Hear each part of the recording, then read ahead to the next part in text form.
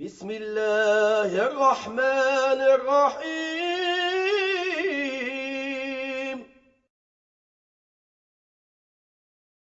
Assalamualaikum warahmatullahi wabarakatuh. Alhamdulillahi rabbil alamin, wassalatu wassalamu ala asyrafil anbiya'i wal mursalin wa ala alihi wa ashabihi ajma'in. Saudaraku rahimakumullah, memang hidup di babak keempat dari era akhir zaman ini bukanlah suatu kehidupan yang penuh dengan kebahagiaan, penuh dengan kemudahan. Bahkan sebaliknya, banyak penderitaan, banyak kesulitan dialami oleh umat Islam di babak keempat ini. Seperti yang saya katakan, ini adalah era paling kelam dalam sejarah Islam. Babak mulkan jabariyan, babak para raja, para penguasa yang memaksakan kehendak, yang mengabaikan kehendak Allah dan Rasulnya. Bila mana pada perjumpaan sebelumnya kita membahas pandangan seorang pemikir, penulis muslim berkebangsaan Inggris bernama Ahmad Thompson dengan bukunya yang berjudul Dajjal the Antichrist atau Sistem Dajjal, terjemahan bahasa Indonesianya, maka ada seorang penulis lain berkebangsaan Mesir bernama Muhammad Qutb yang menggambarkan kondisi dunia kita sekarang ini, babak keempat ini, dengan ungkapan Jahiliyatu Qarnul Ishrin, Jahiliyah abad ke-20, atau lebih tepatnya Jahiliyatu Mu'asirah, Jahiliyah modern. Beliau menulis buku ini pada tahun 80-an, oleh karenanya beliau memberi judul Jahiliyah abad ke-20. Mungkin kalau dia tulisnya sudah tahun 2000-an, dia akan menulis dengan judul Jahiliyah abad ke-21.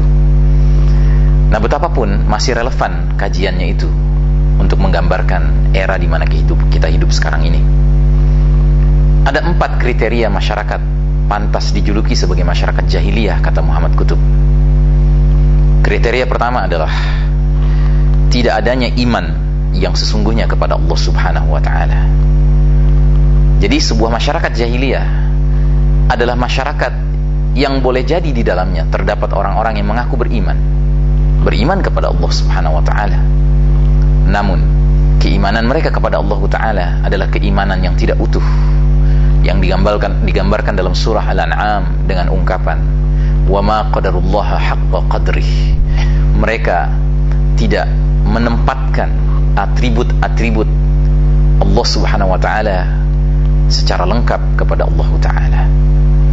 Dalam masyarakat jahiliyah, bila mereka mendengar Allah disifati sebagai Maha Pengasih, Maha Penyayang, mereka setuju. Allah disifati sebagai Maha Pengampun, mereka setuju. Namun begitu mereka mendengar Allah itu disifati dengan Syadidul Iqab, Maha keras siksaannya, mereka bertanya-tanya, benarkah ini? Bila mana mereka mendengar Allah sebagai Al-Jabbar, Al-Mutakabbir, yang maha memaksa, yang maha sombong, mereka bertanya-tanya, benarkah ini? Kalau diajak bicara soal surga, mereka senang luar biasa. Tetapi digambarkan tentang neraka, mereka akan segera mengatakan, itu cuma simbol saja, ancaman, punishment. Ini yang pertama. Yang kedua, masyarakat jahiliyah, kata Muhammad Qutb, adalah masyarakat yang di dalamnya hadir berbagai taghut. Apakah taghut?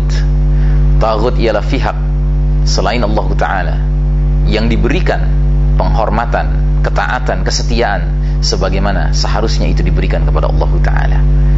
Di dalam sejarah kemanusiaan, contoh taghut yang paling ideal diabadikan dalam Al-Quran dalam sosok Fir'aun. Fir'aun adalah taghut yang sedemikian rupa menuntut penghormatan, ketaatan dan kesetiaan rakyatnya, sampai-sampai dia tega mengucapkan, memproklamirkan di hadapan rakyatnya, Ana Rabbukumul A'la, akulah Tuhan kalian yang maha tinggi. Nah, dalam sebuah masyarakat jahiliyah, para taghut ini hadir dengan dimensi yang beraneka ragam, dengan jumlah yang banyak. Ada small taghut, medium taghut, ada large taghut. Ada taghut lokal, ada taghut nasional, taghut regional, taghut internasional. Ada taghut kulit putih, kulit hitam, kulit kuning. Ada taghut sipit, taghut belok, taghut buta. Taghut itu aneka ragam, saudaraku. Ada taghut pada skala asosiasi, himpunan, organisasi, ormas, partai politik. Taghut pada kelas negara. Pendek kata, ada pihak-pihak yang menuntut penghormatan, kesetiaan dan ketaatan, seolah dirinya ingin diperlakukan sebagai ilah Allah subhanahu wa ta'ala.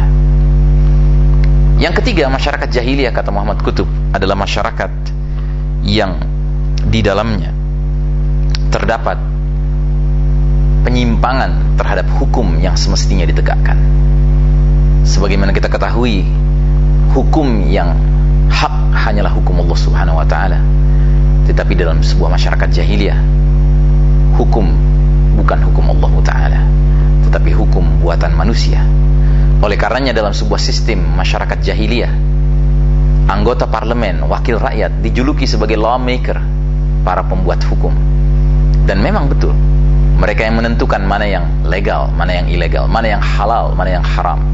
Pada suatu masa tertentu boleh jadi homosexuality dianggap ilegal, tetapi pada masa yang lain, ketika anggota parlemennya setuju, mereka akan memvoting dan memenangkan agar homosexuality menjadi legal.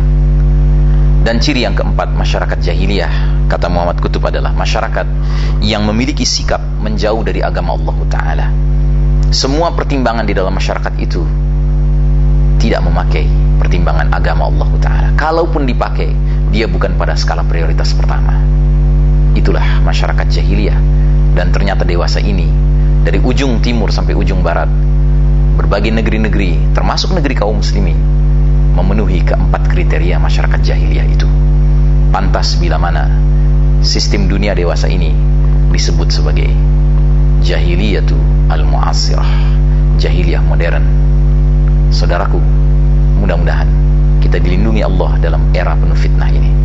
Assalamualaikum warahmatullahi wabarakatuh.